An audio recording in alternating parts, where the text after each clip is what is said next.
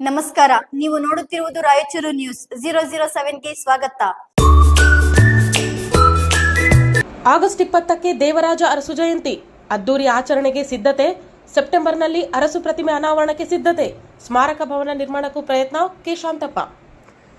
ಜಿಲ್ಲಾಡಳಿತದ ಸಹಯೋಗದಲ್ಲಿ ಆಗಸ್ಟ್ 20ರಂದು ಮಾಜಿ ಮುಖ್ಯಮಂತ್ರಿ ಹಾಗೂ ಹಿಂದುಳಿದ ವರ್ಗಗಳ ಹರಿಕಾರ ಡಿ ದೇವರಾಜ ಅರಸು ಅವರ ಜಯಂತಿಯನ್ನು ಅದ್ದೂರಿಯಾಗಿ ಆಚರಿಸಲು ಸಿದ್ಧತೆ ಕೈಗೊಳ್ಳಲಾಗಿದೆ ಎಂದು ಜಿಲ್ಲಾ ಹಿಂದುಳಿದ ಜಾತಿಗಳ ಒಕ್ಕೂಟದ ಅಧ್ಯಕ್ಷ ಕೆ ಶಾಂತಪ್ಪ ತಿಳಿಸಿದರು. ನಗರದ ಪತ್ರಿಕಾ ಭವನದಲ್ಲಿ ಸೋಮವಾರ ಸುದ್ದಿಗೋಷ್ಠಿಯಲ್ಲಿ ಮಾತನಾಡಿದ ಅವರು, ಜಯಂತಿ ಕಾರ್ಯಕ್ರಮದಲ್ಲಿ ಸಚಿವರು, ಶಾಸಕರು, ಸಂಸದರು ಹಾಗೂ ವಿವಿಧ ಜನಪ್ರತಿನಿಧಿಗಳು ಭಾಗವಹಿಸಲಿದ್ದಾರೆ. ಅಂದು ಬೆಳಗ್ಗೆ 9:30ಕ್ಕೆ ಮಹಿಳಾ ಸಮಾಜದಿಂದ ಅಂಬೇಡ್ಕರ್ ವೃತ್ತದ ಮೂಲಕ ರಂಗಮಂದಿರದವರೆಗೆ ದೇವರಾಜ ಅರಸು ಅವರ ಭಾವಚಿತ್ರದ ಮೆರವಣಿಗೆ ನಡೆಯಲಿದೆ ಎಂದರು. ಹಿಂದುಳಿದ ವರ್ಗಗಳ ಶೈಕ್ಷಣಿಕ ಪ್ರಗತಿಗೆ ಪ್ರೋತ್ಸಾಹ ನೀಡುವ ನಿಟ್ಟಿನಲ್ಲಿ ವಿವಿಧ ಕ್ಷೇತ್ರಗಳಲ್ಲಿ ಉತ್ತಮ ಸಾಧನೆ ಮಾಡಿದ ಹಾಗೂ ಹೆಚ್ಚು ಅಂಕ ಪಡೆದ ವಿದ್ಯಾರ್ಥಿಗಳನ್ನು ಕಾರ್ಯಕ್ರಮದಲ್ಲಿ ಸನ್ಮಾನಿಸಲಾಗುವುದು.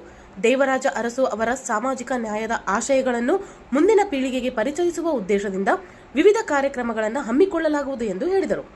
ಸೆಪ್ಟೆಂಬರ್ನಲ್ಲಿ ಪ್ರತಿಮೆ ಅನಾವರಣ. ಮುಂದಿನ ಸೆಪ್ಟೆಂಬರ್ ತಿಂಗಳಲ್ಲಿ 13 ಅಥವಾ 15ರಂದು ಡಿ ದೇವರಾಜ ಅರಸು ಅವರ ಪ್ರತಿಮೆ ಅನಾವರಣಗೊಳಿಸಲು ಸಿದ್ಧತೆ ನಡೆಸಲಾಗುತ್ತದೆ. ಪ್ರತಿಮೆ ಅನಾವರಣ ಕಾರ್ಯಕ್ರಮಕ್ಕೆ ಮುಖ್ಯಮಂತ್ರಿ ಹಾಗೂ ಮಾಜಿ ಮುಖ್ಯಮಂತ್ರಿ ಸಿದ್ದರಾಮಯ್ಯ ಅವರನ್ನ ಆಹ್ವಾನಿಸಿ ಅವರ ಸಮ್ಮುಖದಲ್ಲಿ ಕಾರ್ಯಕ್ರಮ ನಡೆಸಲು ಪ್ರಯತ್ನಿಸಲಾಗುವುದು ಎಂದು ಕೆ ಶಾಂತಪ್ಪ ಹೇಳಿದರು.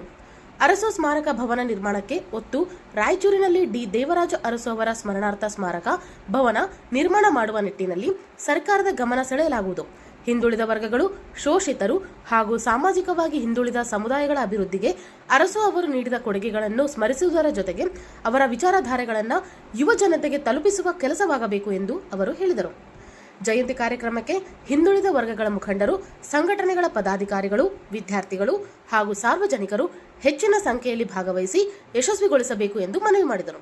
ಸುದ್ದಿಗೋಷ್ಠಿಯಲ್ಲಿ ಪ್ರಧಾನ ಕಾರ್ಯದರ್ಶಿ ಕೆ ಹನುಮಂತಪ್ಪ ಯಾದವ್, ನಗರ ಘಟಕದ ಅಧ್ಯಕ್ಷ ಬಿ ನರಸಿಂಹಾರೆಡ್ಡಿ, ಡಾಕ್ಟರ್ ಶಾಮಣ್ಣ ಮಾಚನೂರು, ಸುರೇಖಾ ನರಸಿಂಹಲು, ತಾಲೂಕು ಘಟಕದ ಅಧ್ಯಕ್ಷ ನಾರಾಯಣ, ವೆಂಕಟೇಶ್ ಮಡಿವಾಳ ಹಾಗೂ ವಿಜಯ್ ಭಾಸ್ಕರ್ ರೆಡ್ಡಿ ಉಪಸ್ಥಿತರಿದ್ದರು.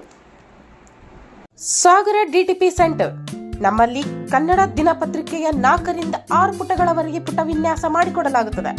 ಕಲ್ಯಾಣ ಕರ್ನಾಟಕ ಭಾಗದ ಸುದ್ದಿ ಹಾಗೂ ಸ್ಥಳೀಯ ಸುದ್ದಿಗಳನ್ನು ಹಾಕಿ, ಯಾವುದೇ ಜಿಲ್ಲೆ ಹಾಗೂ ತಾಲೂಕುಗಳ ಪತ್ರಿಕೆಗಳನ್ನು ಅವರು ಜಿಲ್ಲೆಯ ಸುದ್ದಿಗಳನ್ನು ಹಾಕಿ PDF ಮಾಡಿಕೊಡಲಾಗುತ್ತದೆ. ಹಿಂದೆ ಸಂಪರ್ಕಿಸಿರಿ 84315931